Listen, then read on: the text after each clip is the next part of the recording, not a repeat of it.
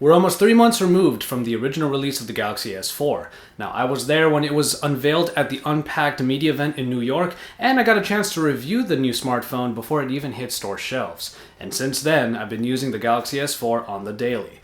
But do I feel the same now as I did before? Hey, it's Joshua Vigar from Android Authority. What's going on, everybody? And this is the Samsung Galaxy S4, after the hype. Let's begin with how I first felt and still feel about the S4. For a phone with a 5-inch screen, it's one of the easiest to handle. A replaceable battery and expandable memory are obvious pluses. As far as all of the new features were concerned, I thought they were all great new ways of doing tasks we've done before. Were they all practical? Well, even back then I knew some of them were more like gimmicks than real game changers. And when it came to TouchWiz, I was never actually a fan of it as a user interface. But on a bigger screen, I thought it actually worked better. So, I had a phone that was both new and very familiar. I've played plenty of games on it and haven't had any problems. Speed has never been an issue on the S4, and I've only counted 2 times total that it has ever crashed on me. Okay, a little bit of disclosure here. I was never actually a Galaxy S3 owner. I was very familiar with it though. So a lot of the stuff that might have returned in the S4 did actually seem somewhat new to me.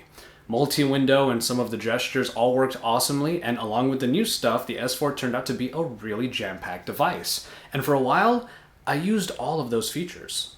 Especially hand gestures. Website reading was done in a better, lazy fashion when I could wave my hand while it was on the table. AirView helped me zoom into elements on web pages, and YouTube viewing was enhanced by the Smart Pause function, especially when I got distracted. But the rest? Yeah, they lost their usefulness within the first few weeks. The Smart Scroll especially. A simple demonstration of it amazed my friends, but otherwise, it was never used. That S4 commercial that shows people talking about the phone and asking about its features is actually true. Well, half true.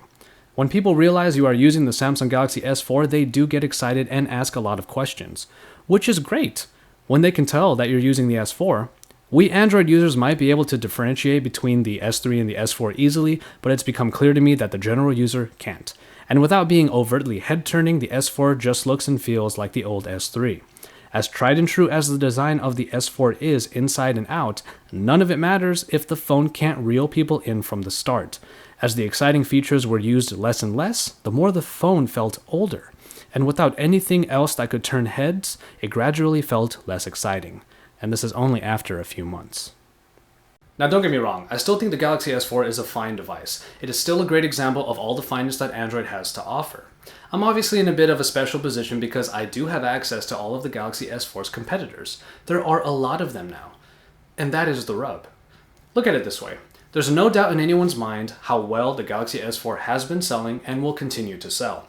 It will get a refreshing boost by the release of a bunch of new accessories which will allow for further customization. But how has it even been able to achieve all of that?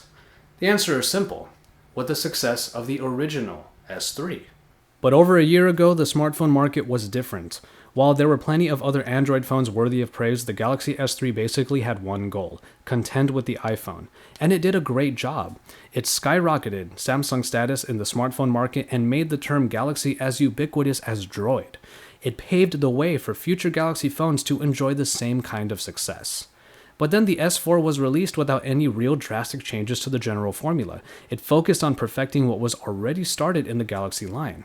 At this point in the smartphone market, though, sticking to what worked might not always hold up to what other manufacturers are currently attempting. It's no longer about just contending with the iPhone. It's about keeping up with all those other players that more easily represent change. I don't fear that the Galaxy S4 will fade into obscurity. That's quite impossible with how huge Samsung is. What I can admit is that even as a big S4 supporter, I soon started to experience phone envy. 1 year ago, that might not have been as possible with the S3. But now, it's not quite so lonely at the top. The HTC One, the Sony Xperia line, and even lesser-known phones like the Oppo Find 5 are looming in the shadows. So, do I still love the Samsung Galaxy S4? Well, yeah, I do. It's fast, reliable, and it can still be a very exciting device. I use it every day because of its familiarity and because it's as reliable now as it was when I first got my hands on it. It's just that the extras don't really excite me as much anymore. And when you strip all of that away, what you get is a phone that you already know and may have already loved since the Galaxy S3. And that's when you have to take a step back and realize that the Galaxy line no longer stands alone. Okay, I'm not telling you to go out there and buy multiple devices. That's obviously not what I'm trying to do here.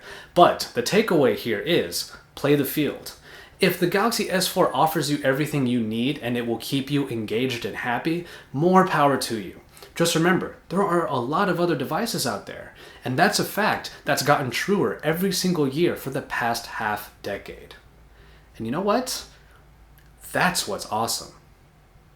Thank you very much for watching, and make sure you stay tuned to Android Authority for all of the best Android coverage, because we're your source for all things Android.